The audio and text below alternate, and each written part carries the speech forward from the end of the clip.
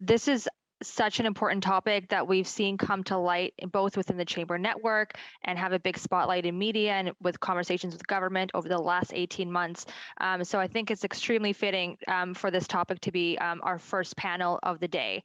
Um, and throughout the pandemic, small businesses and the chamber network worked hand in hand to help navigate the rapidly changing landscape, including the varying lockdown restrictions and protocols, as well as navigating the ever-changing requirements of business support programs introduced at all levels of government. We also work together to help identify the gaps of what's still missing to help support small businesses and how can we work together to help fill them. There's been a tremendous amount of work done on all sides and a lot of lessons learned about how the chamber network can both support businesses during a national pandemic or emergency, as well as the value that a small business receives as being a member of the chamber network. With me today to discuss these issues and more, I have a panel of exceptional small business owners and chamber network representatives. Before we kick things off, I will do a quick round of introductions for the audience. First, we have Abraham Khan, better known as Abhi, who is a serial entrepreneur out of Winnipeg and is the president and owner of several Winnipeg namesakes, including Shawarma Khan and Green Carrot Juice.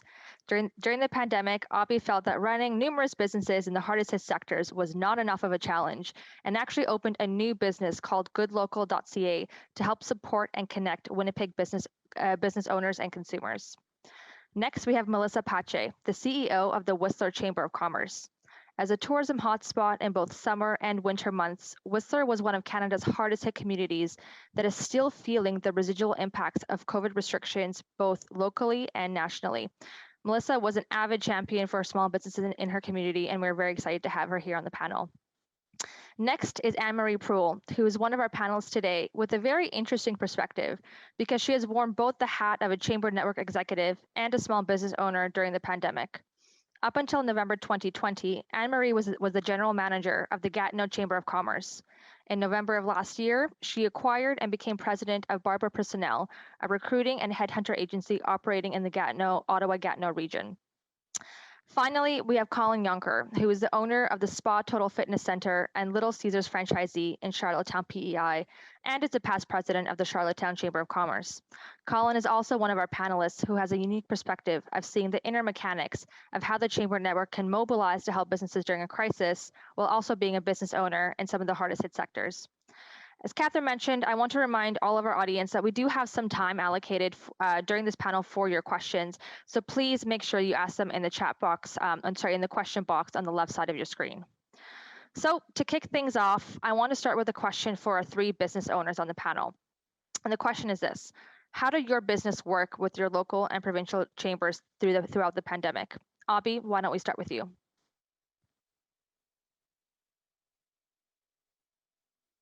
You're on mute. Classic, most famous line. Listen, I'm a business operator, not a Zoomer. Okay, so I don't do a lot of Zoom. So I apologize for that. Fair enough. Where do I even start with my local chamber and provincial chamber? They were crucial and fundamental to not only the success of my current businesses. Like you said, I have three. I have a Middle Eastern restaurant called Shawarma Khan. We have three of those. I have 4 juice bars, and then I started a new business called Good Local. Without the network of the chamber, I would not be here today, plain and simple. Most of my restaurants probably would have survived, I would hope, but Good Local would not have started. And Good Local was born out of the concept of supporting local. And what better way to support local than the chamber? When I first came up with the idea, I actually reached out to Lauren Remillard and Chuck Davidson at the Winnipeg Chamber and the Manitoba Chamber. Said, hey, I have this idea. I want to support local. Everyone wants to support local, but there's not one place to do it all. I want to create this network on an online business platform where people can go purchase, just like Amazon, and we can support local. And both of them said, this is amazing. This is great. Let's do this. They jumped on board with their Rolodex, with their staff. They helped scale this thing and grow it. So currently to date, just so people understand, is we have about 500 local businesses and over 10,000 products online. And to date, a business that we started less than a year ago has already generated over $1 million of revenue, all supporting local, all done with the network of the chambers. So huge shout out to the chambers. I would not be here today speaking to you guys if it wasn't for them. Lots of nodding heads around the table. So I think you put it beautifully. Colin, why don't we go to you next? Thank you, Ella. Just to echo Abby's words, the early days of the pandemic, it was extremely stressful, and there was so much unknown going on. I found myself, even as a chamber representative, I found myself going to the chamber website on a daily basis to check in on supports that were being provided by the provincial and federal governments.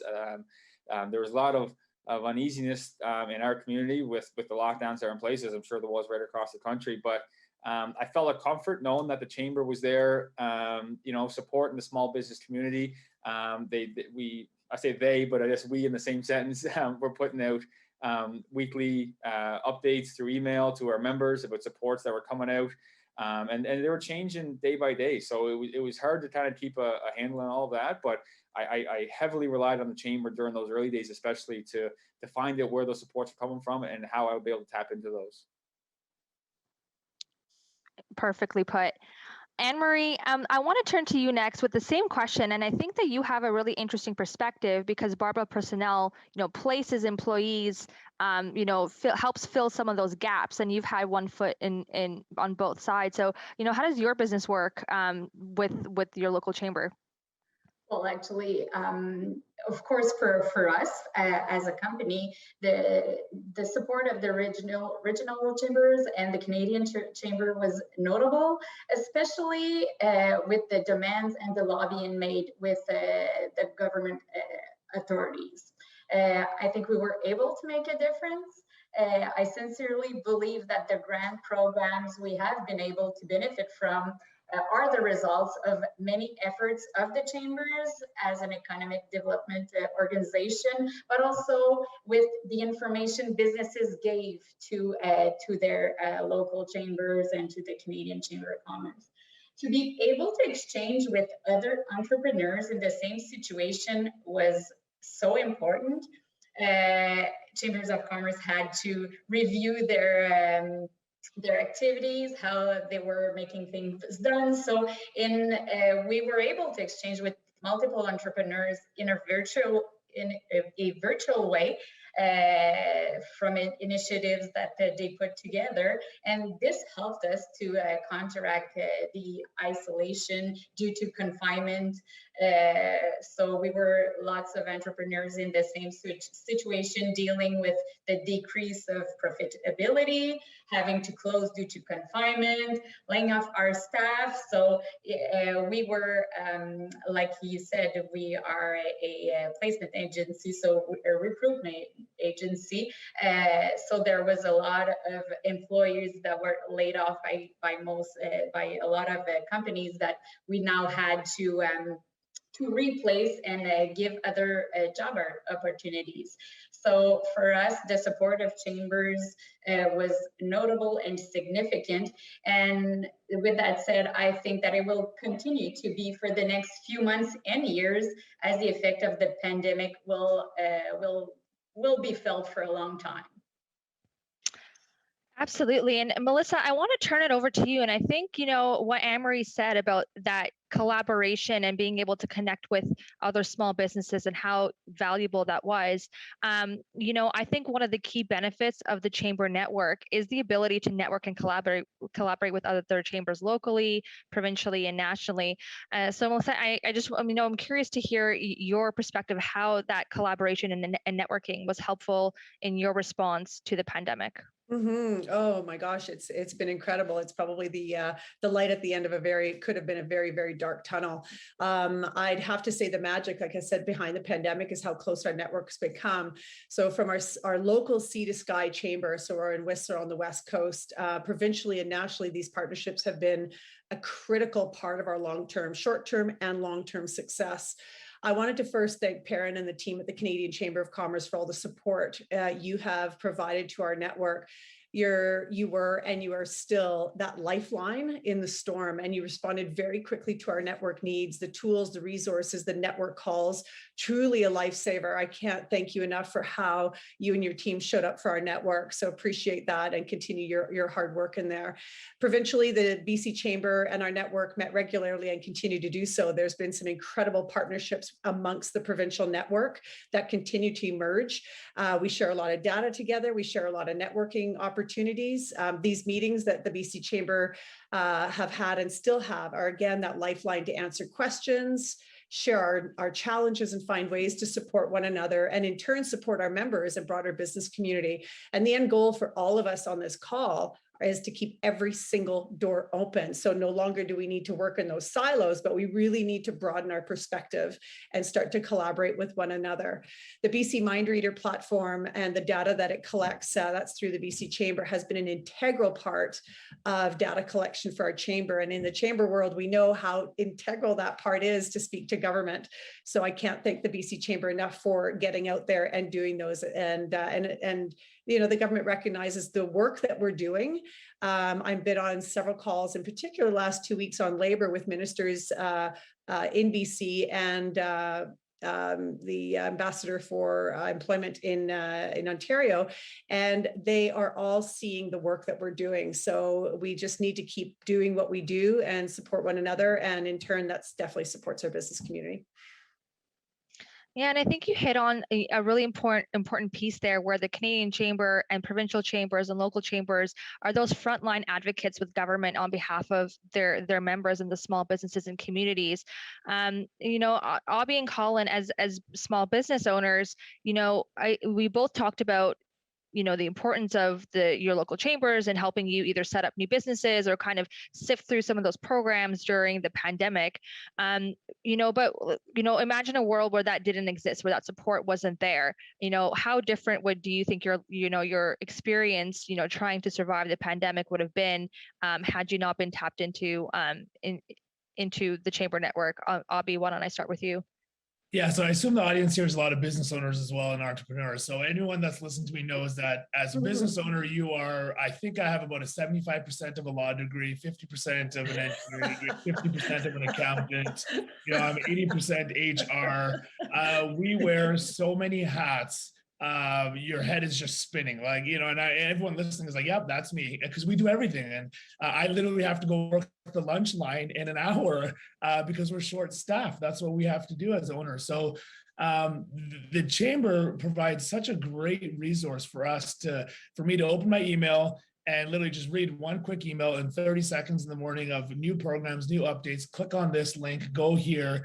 I mean, absolute godsend for anyone that is just an owner or an entrepreneur or business. There's just so much, the volume of information is so much that you would just drown without these resources. So that, I think, was one of the most, I mean, other than helping me get a massive grant from the provincial government to start Good Local, I think, you know, the information and the advocacy that the chambers do for you is just out of this world. So I think that has been one of the biggest life lessons or lifelines for me as a business owner, to know that I can get an email, see what's up, and go from there.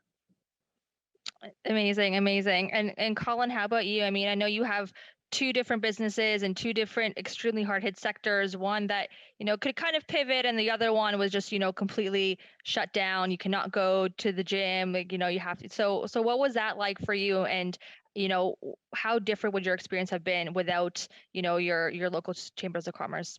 Yeah, I can fully relate to what Avi said about having to go work the lunch line. I'm there on a regular basis, and it's something that you know, you do when called upon. But to your point, Ala, you know, two very different industries that I'm involved in. You know, obviously a takeout QSR type restaurant, and then you know, a fitness facility, health club that was basically, well, it was shut down for 3.5 months of 2020. So my head was spinning. There, you know, not know where to turn, and you're trying to do everything at once. You're trying to, you know, lay off staff. You're trying to provide staff with the supports that they need. You're trying to, again, in my case, keep my other business running afloat at the same time, and dealing with all these restrictions and red tape that are so new and nobody had ever dealt with before. So it was extremely new. And literally what Avi had said, I would go home at night and I would open up the chamber's email and I would look at the links that were provided and I would say, okay, this is what I need to do right now. And it was very clear, it was very concise. And I was in the unique benefit of being, again, involved with the chamber as I was coming into my role as chair during the early days of the pandemic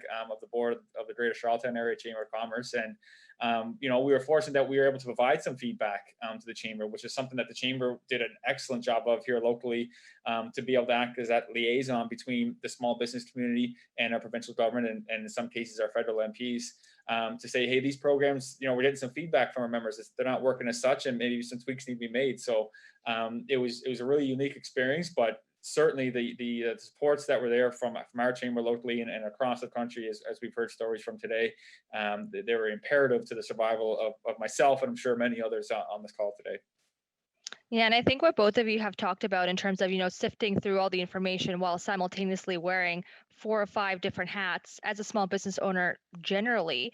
But then during the pandemic, you also essentially have to reinvent your business, whether it's virtually or what have you. And then the government comes out with these programs. You have to have calculus level, math, accounting to figure out the formula so you can know how much you can pay your work. I mean, it was just, it was crazy. And hearing, the feedback from our local and provincial chambers of, here's where we're still having trouble, and how can the chambers step in, and, through our Canada Business Resiliency Network, we had accounting support for small businesses that just didn't have the resources to be able to do these, to apply for these supports, and to even figure out what do you need. So, hearing from you two about that is critical. And at the same time, Melissa and Anne-Marie, chambers of commerce themselves are in many ways small businesses. I mean, they are not profit, but you still have, the same mechanics, principles, the same foundations. And similarly to small businesses, a lot of us saw our, revenue streams and the way that we're able to do things kind of vanish overnight. So you had to, the Gatineau Chamber and the Whistler Chamber had to reimagine your business models overnight. So I'm curious to hear from both of you is, how did that process that you were going through help you, help your members who are kind of going through the same thing? So you had to juggle 2 balls in the air at the same time. So maybe Anne-Marie, let's start with you on the Gatineau experience. Yes, so like you said, we had to review everything we were doing to make sure that we were there. Our priority was to be there and to support our members. So, but we were having the same problems. So financially, the revenues, the types of activities that we were putting on for entrepreneurs. So everything was to review.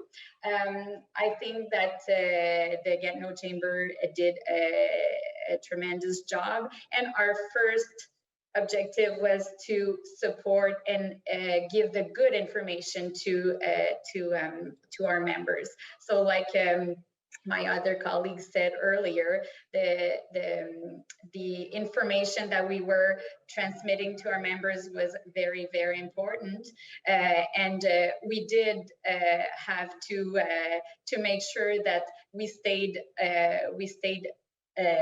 we were liable for to keep on our activities, but we also had to make sure that were we going to be making our staff like we had to review if we could keep all our team members and everything. So it was big issues for us as well. So I saw myself as as an entrepreneur in that situation, making sure that we were there for our members, but making sure that my chamber was financially okay. And so we had to review all of our initiative and making sure prior to that it wouldn't show to our membership, because for us, our first goal is to make sure that entrepreneurs are doing okay. So we put ourselves a bit on the side, but then again, we were working on both perspectives. So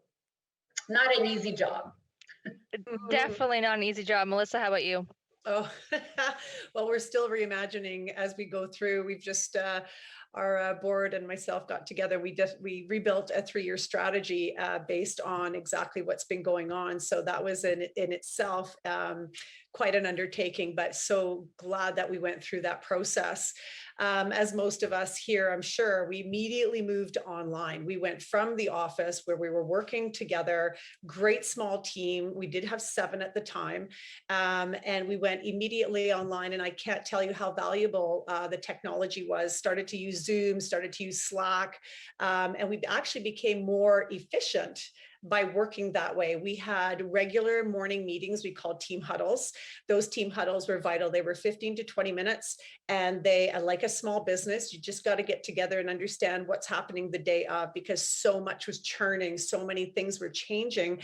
We became a news center, and being a news center, as we all know, we got inundated with information. And so what we also did with that news center piece was through our e-newsletters, was I started to build out a CEO video update. And the reason for the CEO updates, and I'm starting to do them again, is our members are overwhelmed with information. They just will not read everything. They can't possibly retain it. So what we decided to do was 3 minutes at the most, download the information verbally on what was actually in the e-news, and then they could decipher for themselves.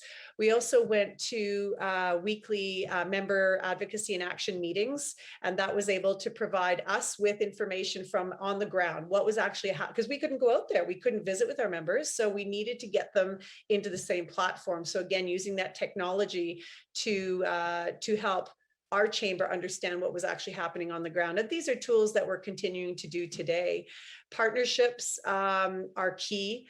We formed some very new partnerships through this, and I can only imagine across the country and globally, the health and wellness of our communities are critical to keeping staff healthy, businesses healthy. So one of the strongest partnerships we've had is through the Whistler Community Services Society, and they're really the caretakers of social health and wellness. So we're starting to see a lot, and that's just one example of many that we've had, working directly with our DMO, Tourism Whistler, on programs that we would never have thought we would do before. So there's a list, I could keep going, but I think you get the gist. We're continuing to do this and evolving as we go along. No, that's an incredible overview, and I think so many of the things you talk about there are, again, you as a chamber network executive trying to provide that to your members while also trying to do it for yourself and for your team and for you, for the chamber to survive. Because I think it'd be terrible if all the chambers of commerce vanished across the country because of the pandemic. I mean, what will we do? But on that note, in terms of what would happen if they vanished, Colin and Abhi, I want to ask you both. I mean, what's the next stage of chamber network evolution? I mean, how do you think, as a small business owner, what more can chambers do to help, better serve their small businesses and their communities in the new normal, whether we're still navigating the pandemic or beyond? Abhi, why don't we start with you? So I was reluctant to first join the chamber when I first became a business owner. I said, I don't know what the chamber is. I don't know what it does. I went from the football field to literally the chamber within a month. And I said, I don't really know what it is. I'm opening a shawarma restaurant. Leave me alone. And the Winnipeg Chamber kept harassing, saying, Abhi, you need to join. You need to join. I said, what is it? So then I joined, and I went to one lunch, and that was it. And someone said to me, this is one of the truest things, is, Abhi, you're only going to get out of the chamber what you put into the chamber. And I said, well, that's with everything in life. He goes, but you need to network. You need to get out there and you need to talk to people, meet people, attend some luncheons, attend some learns, Q&As, go to these events, and then you can network and grow and grow. And I said, all right, let's give this a shot. And that's what really started my love for the chamber, was heading to a couple events, having a decent lunch. It could have been better if I catered it, but I didn't get the opportunity.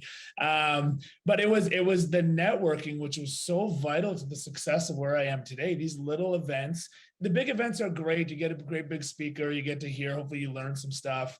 You get all dressed up in our fancy suits and dresses, but the luncheons. And here in Winnipeg, we started a small business council for really small startup style businesses that want to join the chamber.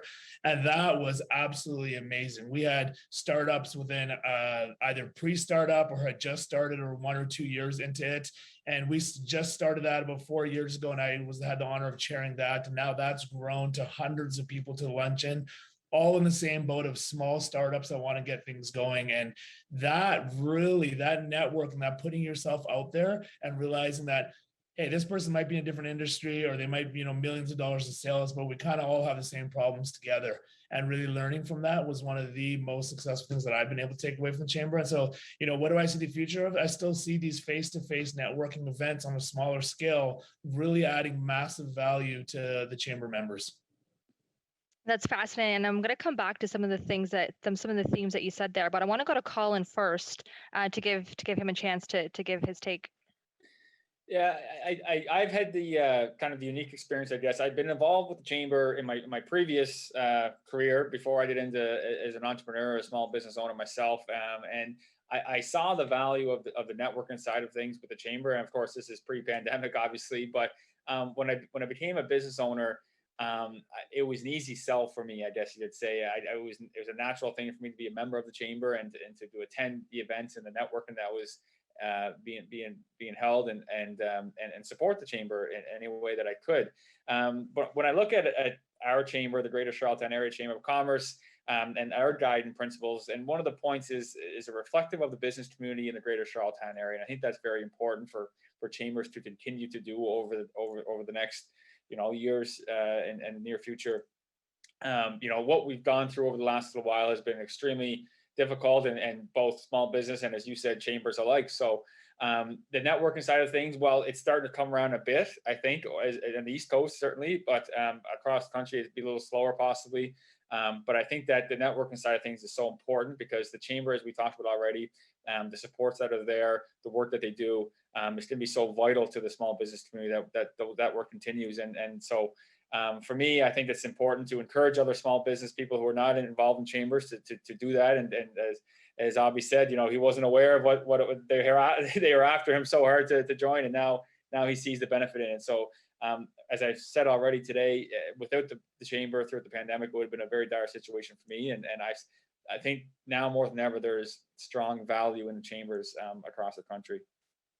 And Abby and Colin, I'm going to stick with both of you just for a second because I think what you both said is fascinating. Because I mean, Abby, on the one hand, you're talking about the importance of that in-person networking, and you want those events to come back, and you meet each other, and that's how you kind of got drawn into the chamber.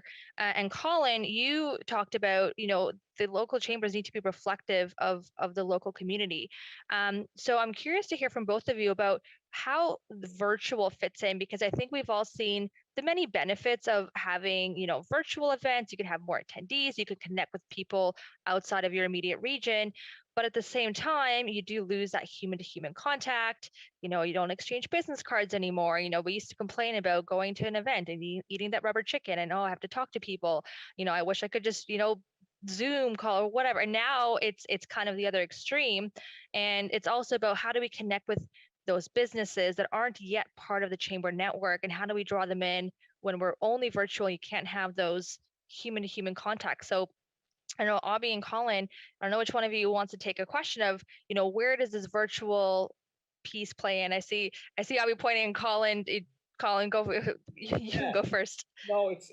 I think it's going to be a part of our routines now going forward. I don't think it's going to go away completely. I think now we celebrated Small Business Week last week, and our chamber hosted a breakfast, and there was 140 people in person attended the breakfast. I think there was at least that online attended virtually. So it keeps engagement high, which I think is going to be very important, and it's going to keep people that, as Abby said, and you said, Alan, maybe not so interested in going to that dinner, but still interested in hearing what is happening at that dinner, whether it be a speaker or a panelist or whatever it may be. So I think that you'll see more of these hybrid type events as we start coming out of the pandemic and going back to what was the pre-pandemic life with networking events in person. But I think that this Zoom or this virtual atmosphere is going to stay in some capacity. And I think that's good for the chambers, because then it will create more engagement and keep people interested in learn about the work that the chamber is doing. Abby, what do you think? Yeah, I mean, I echo Colin's comments again. I think it's going to be a bit of a hybrid. I don't think anyone will deny that an in-person event is far better than a virtual event. You just get more out of it. You're more engaged. You're more excited. I'm also glad to hear that Winnipeg is the only chamber that has rubber chicken. So I'm glad to hear that universal thing for these events. No offense to any rubber chicken fans, but It's a staple.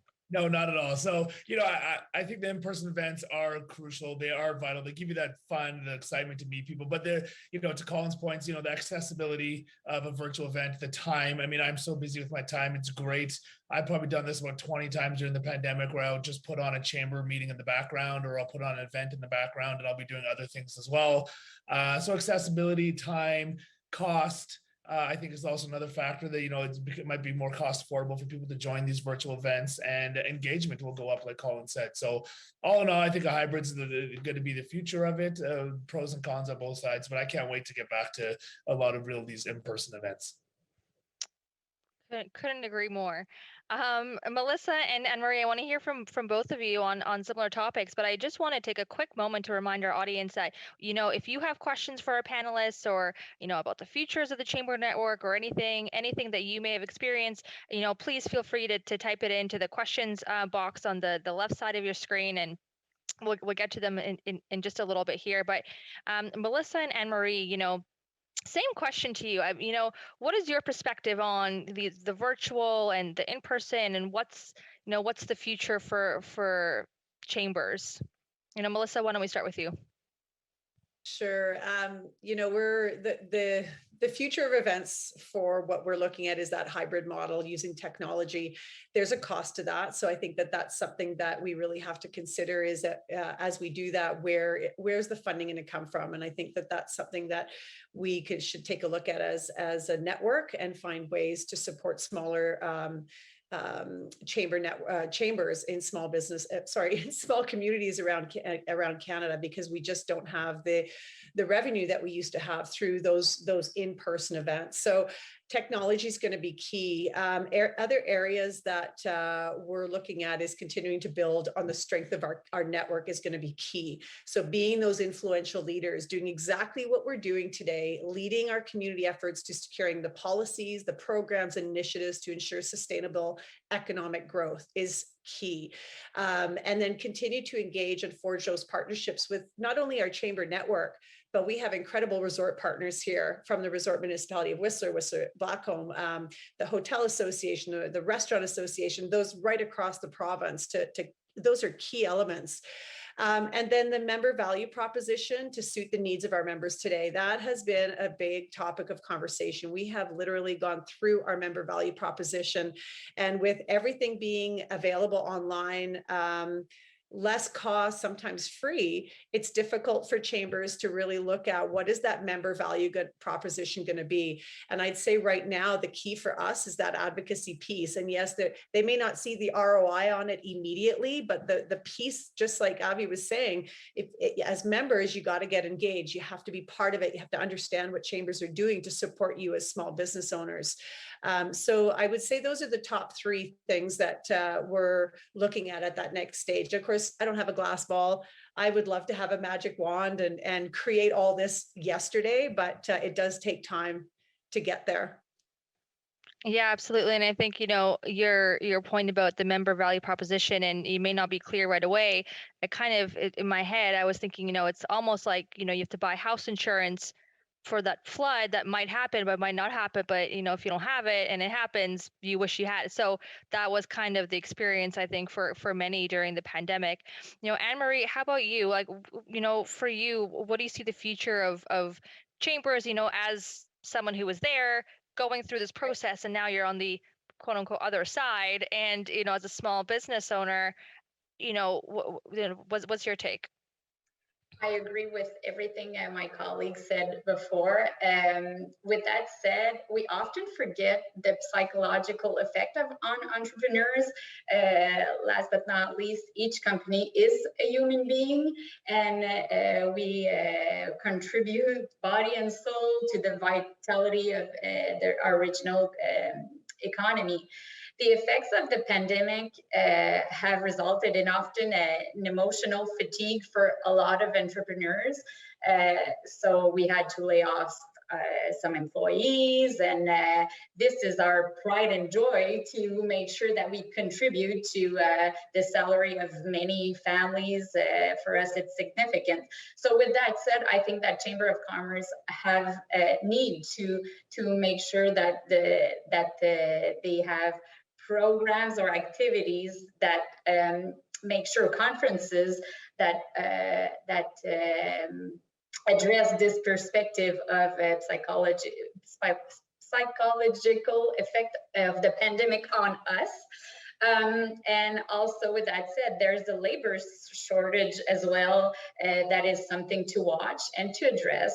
I think that is very important for Chamber of Commerce to make sure to have a plan and to introduce some solutions for entrepreneurs on that matter. And of course, like Melissa said, to make sure that the notion of lobbying to make sure that we have subsidies for businesses regarding all the effects, because like I said before, we are not through everything. It will be lasting we will see many I think companies have difficulties in the next few months or years. So it is important to be watching what happens, but to make sure also to be there, and to the fact that we can rely on a Chamber of Commerce to represent us is so important. Yeah, and I think, some of the pieces there, especially like the mental health or psychological piece that being in virtually all the time has, is actually a great segue to our first audience question that we have here from Naomi, who asks, do you find that people are simply zoomed out? She says their attendance for events is down by 80% because people have said they don't want to sit in front of a computer screen any more than they already do. And I think that is also, I'm going to piggyback that onto Jill McKnight from the Delta Chamber of Commerce's question, when she says, with the emergence of hybrid events, how does the Chamber Network create pricing models to address the costs of running two formats? So, I think in both of these questions, it's a really important topic, because you've got, on the one hand, people want in person, but on the other hand, everyone recognizes the benefit and the value of these virtual or hybrid events. So, how do you create that member proposition and the cost sharing model, or what have you? Melissa, why don't we start with you on that one? Oh boy. I'd say, the cost sharing, it's a tough one. We're still working on that as well as we run through. An example that we did with the Sea to Sky Chambers is that we shared events and platforms so that the information was getting out there to all of our members. I reached out to Ian Ferris from the Canadian Chamber of Commerce probably about 6 months ago, and we started looking at, rather than us reinvent programs and events, and I'll use Women of Whistler as an example. The Canadian Chamber does a great women's forum, an annual women's forum. So one of the areas that we're looking at doing is piggybacking on that. So there's already something incredible happening. Let's take that model, have everybody join that, and then we can have a sub meeting right after that to answer some of the questions and have our own. So I don't know if that answers the question on sharing model for cost for events, but again, I wish I had that magic wand to kind of create that perfect storm and solution, but we're still working through so much of it. I think that something that if the government really acknowledges and sees the value in chambers, looking at ways to support us in that technology piece, because at the end of the day, if our businesses are healthy and vibrant and are getting the support that they need through the chambers, that's one part of what we do. The other part is delivering that data. So that's something that would really be a significant help.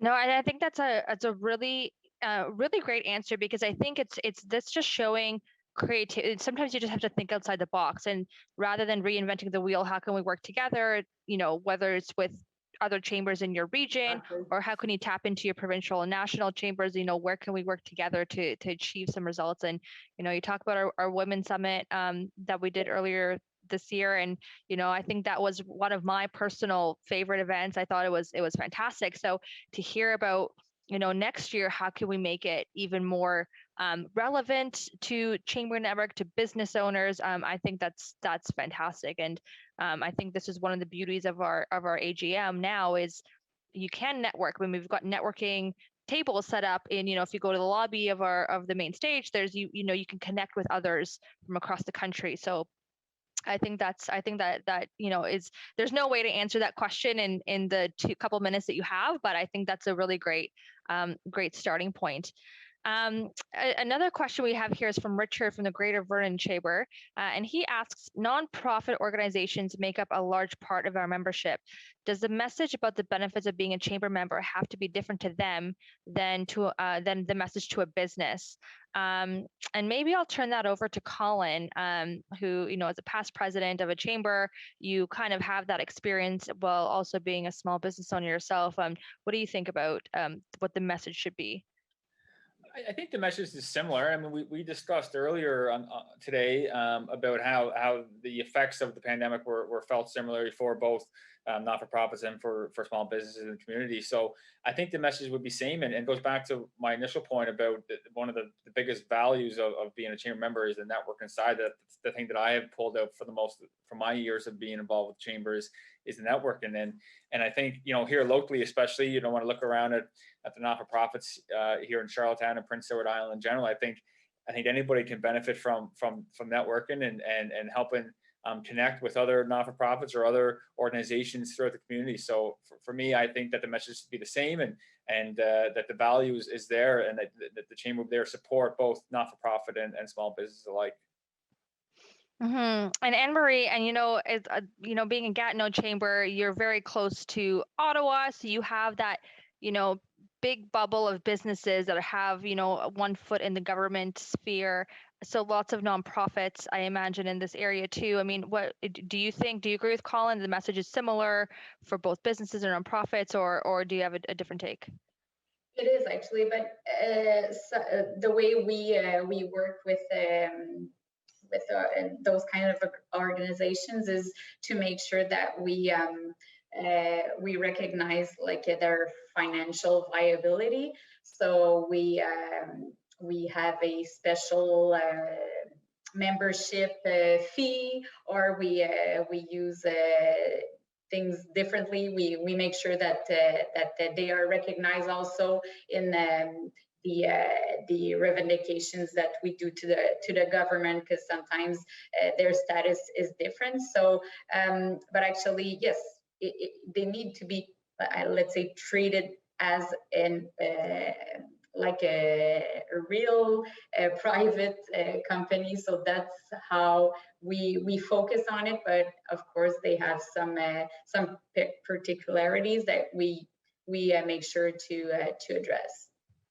And I think, those particularities is that, nonprofits, small businesses, startups, you're all kind of under one big umbrella, but they each kind of have similar messages, but there's those finer nuances. And Abby, you talked about how you started the like small business council for startup companies to, to encourage them to join the Winnipeg Chamber. And, maybe talk a little bit more about how that came about, or why, just because, what's different about startups or those smaller businesses, and why do you need to have a special or like body to encourage them to join? Yeah, thanks. A great question.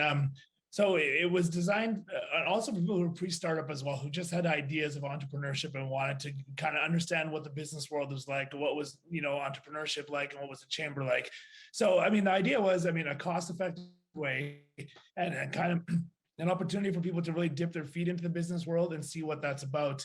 But as you start up as a business, I have problems now 8 years in with 7 restaurants and 100 staff that I didn't have when I first started. Right. And, and vice versa. So there's a lot of different issues as the business grows. And, we felt here in Winnipeg, and, great with the Winnipeg Chamber, and again, working with the Manitoba Chamber, having 2 chambers who are just rock stars is so vital in their leadership and management of that. But, when we talked about the idea was, yeah, you're right. Making payroll when you're a startup is really tough. And like when I first opened my first restaurant, I didn't know I had to remit GST, PST back to the government. I got to bill like 3 months later, so I owed $50,000. I had no idea what was going on. I mean, little things like that you learn are so important for small businesses to get together and have an open and free and candid conversation saying, hey, I might not feel comfortable saying this at a luncheon or saying this at an event with, other bigger companies, but if we're all startups, I can say, hey guys, I have no idea how to do payroll. I have no idea how to calculate my taxes, or what do I do? How do I hire someone? How do I fire someone? Like really simple things that we take for granted. So I think opening up the chamber to that, plus the word chamber, I think is a little bit intimidating for people who don't really know what the chamber is. Myself included, I've already said this, I didn't think the chamber was for me. When I first started, and now I'm one of the biggest advocates across, the world for the chamber. I think it's fantastic. So that's what the small chamber did. And I think, if other areas or other provinces aren't doing this small business council, I would really recommend looking into it because it's been great for us here. Yeah, and I think that's, it's just such a great story about how you can engage, and tap into untapped markets in your local community, and about how the chamber, I think people, to your point, sometimes have this perception of the local chamber, like I'm just a small business owner, like I don't, I'm not big enough for that. But I think that is misrepresenting how much value that I think the local chambers can bring to small businesses, to startups, to those who are thinking about, I have this idea and I want to make it happen, because I think the local chambers are some of the biggest advocates for their communities, and so the biggest resources for startup owners, or even business owners who are coming into a community to set up a business. And I think the chamber should be one of the first places that they turn to and say, how can I get involved? What do I need to know? How can I network? So I think that's a great story there. Melissa, there's a question here from the audience for you, and it's from Jason Leslie, who's asking, what's been Whistler's key to success in engaging members in BC Mindreader? And maybe give a quick overview about what BC Mindreader is for some of the audience members who might not know. Sure. No, what a great question. BC Mindreader is an initiative that the BC Chamber has taken on, I think now in its second year. And what it is it's a survey that all of BC can take part of, and it's to capture that important data, on the ground information. And each survey that goes on, they did these pulse check surveys throughout the pandemic that was really capturing the timely information that's needed to then feed to the government, to conversations with the government. And what we did was the way the BC Mindreader works is that as a member or anybody in the community, it works with the postal codes. So what happens is that as a member, you fill in your survey and it'll draw out the information via postal code. So what I did as a chamber, I come from a sales and marketing background. I had a small business of my own. It was in the tourism and hospitality industry. It was a sightseeing company.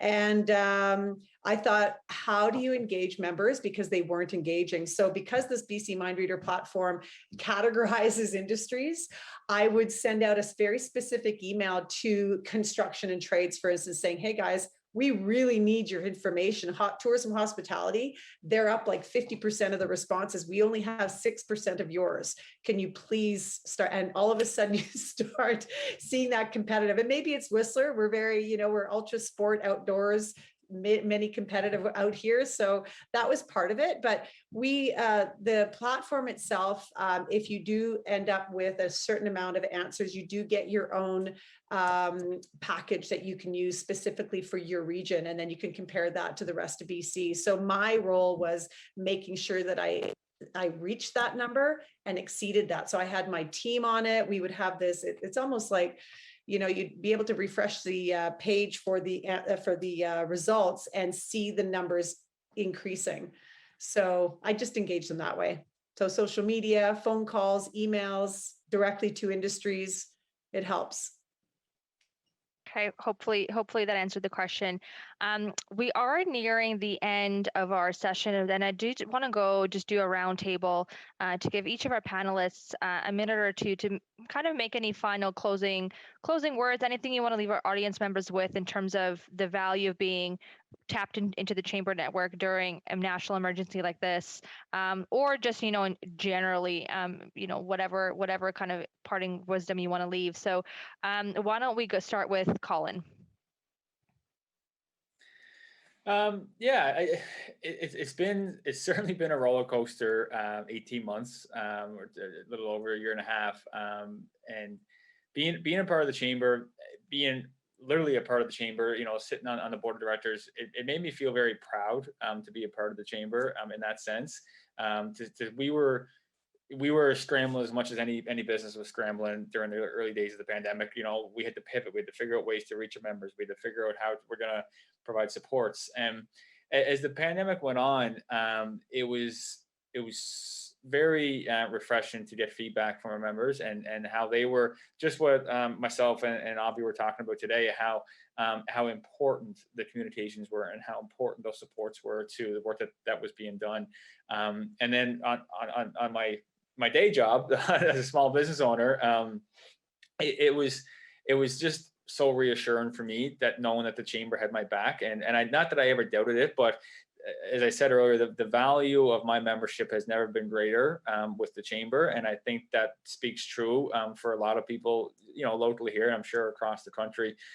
So I'm a huge supporter of chambers. I think they provide a great deal of benefit and supports for small business owners, across the board, and I can't encourage someone enough to join their local chamber. Excellent. Anne Marie, let's go to you. Yes, well, for me, knowing that the Canadian Chamber of Commerce is making our case out on a national level, when were making sure that our regional deputies and federal deputies that were on our with us locally, to know that the Quebec Federation of Chamber of Commerce also was making our case to the provincial level. That for me is, as a company and as an executive of a chamber of commerce, it is so important. I think that the strength of the network, the strength of our coalition is notable and important, and it has always been for any chamber of commerce. I think that working in collaboration is the key, but especially during such a crisis. And I think that this crisis has made even more valuable all our chambers, and entrepreneurs now know that we make a difference, not only on the political level, but also to gather people around. So for me, I think that it has helped to make sure that entrepreneurs know the value of every kind of chambers, the Canadian, the regional, the local. It's in the tissue of our economy. So thank you very much. Thank you. Avi? I unmuted this time. I got it. The first most important question I have is, Colin, how do you own a gym and a pizza place at the same time? And I mean, this has eluded me for years, so I've been waiting an hour to ask you that. We can talk offline. Avi, you have to diversify. I mean, what is the chamber? I mean, the chamber is, it's funny when you think about it. People ask me, I go, you don't really need the chamber until you need the chamber, and then they're there to do everything for you. But in reality, they're there every day working for you. When things aren't going bad, it's because the chamber is probably advocating for us on some level, whether it's, minimum wage or taxes or policies or whatever it is. So they're just always there. So I think, guys, it's great to be part of it because they're always doing something for us. And when things go really bad, they'll be the first ones to take the bullet for us. So that's really crucial to understand that concept for the chamber. And the chamber is for everyone, like we've all said, right? Small business, startup business, join the chamber. Don't be intimidated to get to network. The chamber community here in Manitoba, and I would say we're the best in Canada, just in my unbiased opinion. We have so many great communities and so many great chambers and so many rural spots that is absolutely amazing. From places like Brandon and the Nipawa Chamber, they just texted me saying they're listening, and give them a shout out. So here's my shout outs. It is a network of so many great people working together to further advance the goals of small businesses. So, I mean, I love it. I was also promised a trip to Ottawa for this trip, but little did I know it was a virtual Zoom. You guys got me, so I am burned out on this Zoom call. Wow, I don't know who made what promise, but it wasn't me. Thanks so much, Avi. And Melissa, we'll leave the last word with you. Sure. First of all, Avi, just so you know that we are right now looking for and recruiting a director of member value and engagement, and I would love to talk to you. This is by far the best video that I'm going to replay for my members. You are the bomb. You're awesome. So and also we don't have rubber chicken here. So if you want to come and have really anybody in our community in the food services, they know how to make chicken.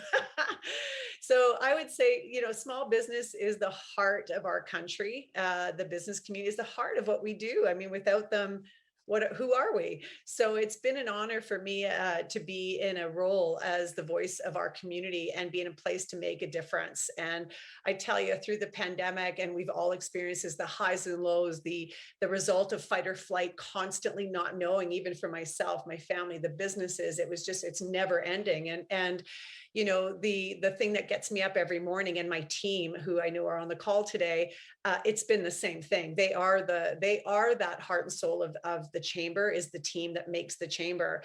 And I can't thank them enough. So I just, again, a big thank you to the Canadian Chamber and the BC Chamber and our entire network. I think the whole thing about being virtual is that it's taken what would normally be, a trip to Ottawa, which I really am looking forward to, by the way. But it's one of those things that's really brought us a lot closer and much quicker to engage. So, if anything that's come out of this really well is the fact that we as a community of chambers has gotten that much closer. So thank you for having us here today. Well, thank you all so much for your words. And again, no full kudos to the whole food service industry. We miss the chicken. We love the chicken. Can't wait for it. Melissa, I was expecting you to say you don't have rubber chicken out there. You have, your fresh salmon, and Colin, you have your fresh lobster, what have you. Multi cuisine all across Canada. And I think, one of the things that you all touched on at the end here is the travel piece. We haven't really had time to kind of get into that today, but again, we only have an hour and there's so much to unpack here. And I just want to say thank you to Abby, Melissa, Anne Marie, and Colin for taking the time and for the great discussion. But unfortunately, we do have to wrap up here. And I will now actually be turning the floor over to Steve McClellan, who's the CEO of the Saskatchewan Chamber of Commerce, to make some closing remarks. Steve, over to you. Thanks very much, Alan. It's only in a Canadian Chamber event where the thing would come from intelligent conversation to a food fight, but I'm glad that it did and no one was injured. That's one advantage of being in a hybrid scenario. There's a saying that I think accurately reflects chambers, that we are small hinges that swing really big doors. And I think across the country, as we've heard today, chambers are by nature smaller organizations, but we've done amazing work from Charlottetown to Whistler and everywhere in between. We've done incredible work in the last year from our boards, our volunteers, and of course, our member engagement. We couldn't do it with all three levels. To each of you, I want to say thanks for sharing the information with you. Melissa, as you indicated, that's the only sad thing about this video is that it's speaking to people who are already chamber members. We should take it and broadcast it around the country. It's reflective of the nature of the chamber network and reminds me that the only difference between any of us is postal codes and decimal points, the challenges we face, the opportunities, and the enthusiasm we share. Obi, I wanted to say that you found an incredible silver lining in a COVID cloud, and good for you. That's the entrepreneur spirit. And while I might agree with you on those two fellows from Manitoba and all of the chamber folks, there's some exceptional people in Manitoba. Thank you for what you shared with us today. Melissa, you started us off very solidly talking about Team Canada. The Canadian Chamber did do exceptional work, and the provincial chamber, my colleagues, and of course the local chambers as connections to the local issues and advocacy up and down the chain, I think worked really well. And using tools like MindReader, as we have in Saskatchewan, it's called Input Sask, have been exceptionally valuable to all of us. And I think having that tool available to us in advance made a forethought really obvious. It shows the need for those sort of investments, and full credit to you and of course the BC Chamber folks. Colin, once again, as was referenced, that only an entrepreneur would have pizza sales and workout as part of your chains. So no matter which one is closed, the other one is busy, and you can cross promote. So good on you there. The role of the president during the pandemic, while firsthand experiencing the harsh realities of the lockdown, full credit to you, man. I think you've done an excellent job, obviously. And so we're all very thankful of the leadership presented by our presidents. And in our situation here, our chairs said, hey, how come I don't get to go anywhere other than a Zoom call? So maybe we owe all of our past chairs for the last 2 years a flight somewhere. Anne Marie, jumping from a chamber to a business, from the frying pan to the fire is an interesting thing, but you've hit on something that many of our folks talked of, and you're providing information now through the labor world that you provide. So good on you for that. And as we see, many chamber people do get into the world of business. Chambers have done the right thing at the right time because, as always, we're in the right place, whether it's Main Street or Railway Avenue, or in our case, Cornwall Street here in downtown Regina. We're at the right place, and I'm very proud of my network partners who have done the right thing. Quick comment on the advantage of hybrid or Zoom events. We're all tired of it in many ways. We'd like to connect again, but from a provincial chamber perspective, I can get people coming to ours who are 1,200 or 1,000 kilometers north of us, who don't want to take 3 days to come and see us. And even Abby and Colin, who have to work a front line at a noon shift, you can attend a chamber event because it's videoed, or you eliminate the travel time. There's great advantages, and like Abby, let's see the silver lining in all that we've done. And thank you to each of you for sharing your wisdom, your experience. And even though you're celebrated amongst your chamber colleagues today, tomorrow morning when you get up, you got to go back and help save the world again in your local community.